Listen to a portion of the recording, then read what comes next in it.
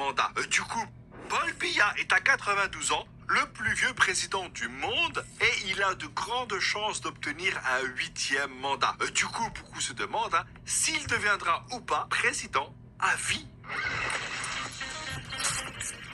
Ça fait 43 ans que Paul Biya est au pouvoir. Dis-toi qu'il y a des rois qui n'ont pas régné aussi longtemps. Tu sais qu'un président est là depuis trop longtemps quand les jeunes qui votent aujourd'hui sont les enfants de ceux qui ont voté pour lui dans les années 80.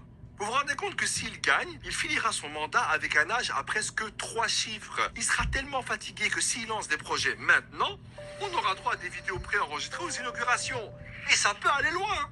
Monsieur le Président, quels sont vos projets pour l'avenir?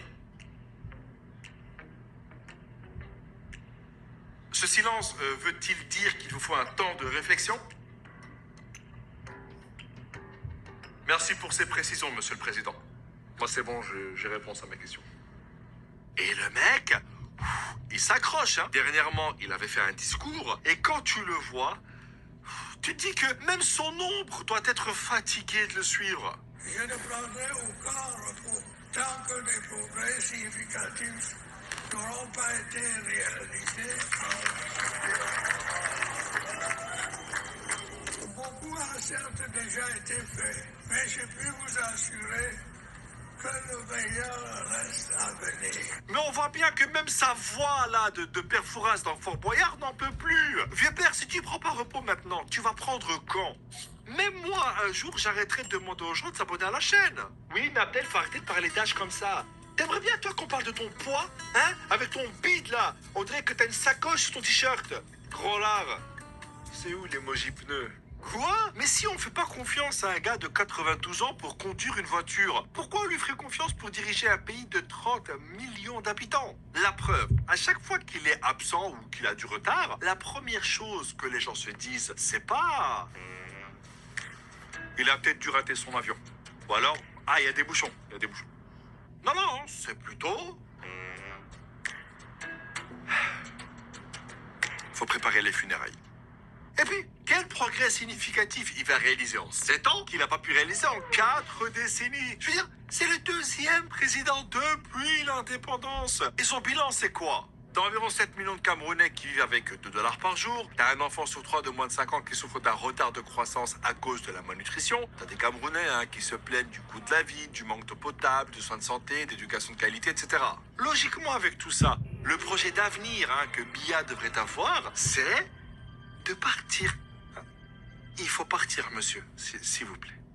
Et en plus, ce serait l'occasion de laisser la place à un Camerounais qui, au moins, resterait au Cameroun. En 2006 et en 2009, Biya a passé un tiers du temps hors du pays, souvent en Suisse, au point où c'est sûr que quand il rentre au Cameroun, les douaniers lui disent « Bon séjour ».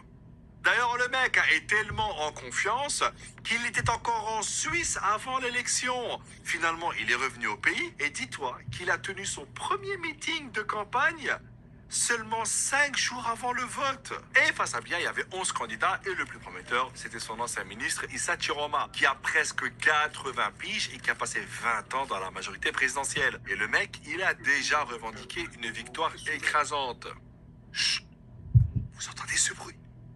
Ça, c'est le bruit du début d'une crise post-électorale. Après, je critique, mais en vrai, durant ses nombreux mandats, il y a une chose qu'il a réussi. Faire du Cameroun l'un des pays les plus corrompus au monde. Là-bas, il n'y a pas de pot de vin. C'est des citernes de vin. Et l'exemple le plus frappant, c'est l'autoroute Yaoundé-Douala. Depuis 2014, donc en une décennie, ils ont construit seulement 60 km. Je pense qu'à la main, tu vas plus vite. Et dis-toi que juste ça a déjà coûté 400 milliards de francs CFA, soit 600 millions d'euros. Selon la Banque mondiale en 2018, un projet routier coûtait 6 fois plus cher au Cameroun qu'ailleurs en Afrique. La corruption au Cameroun, je crois qu'elle est fatiguée, elle a des cernes, elle est en train de faire un burn-out. N'oublions pas aussi que la majorité des Camerounais a toujours vécu sous le règne de Biya. Je te jure, le type a tellement duré qu'il y en a qui doivent penser que la Constitution commence par... Au commencement, Paul Biya créa le Cameroun. Et vu que ces 20 dernières années, il a gagné à chaque fois avec plus de 70% des voix, il y a des chances qu'il soit réélu. Et puis j'ai une question. Pourquoi il faut genre 2 semaines pour connaître le résultat de l'élection? Je vous jure, j'ai pas trouvé la réponse. Hein. J'ai demandé à ChatGPT, il m'a dit va demander à Gemini. Au final, le Cameroun est coincé entre un passé figé et un avenir incertain. T'as les jeunes qui espèrent du changement et t'as les anciens qui s'accrochent. Hein. Du coup, avec tout ça, j'ai une question. Que pensez-vous de ce qui se passe au Cameroun? Vous mettez ça en commentaire et on se donne rendez-vous la semaine prochaine.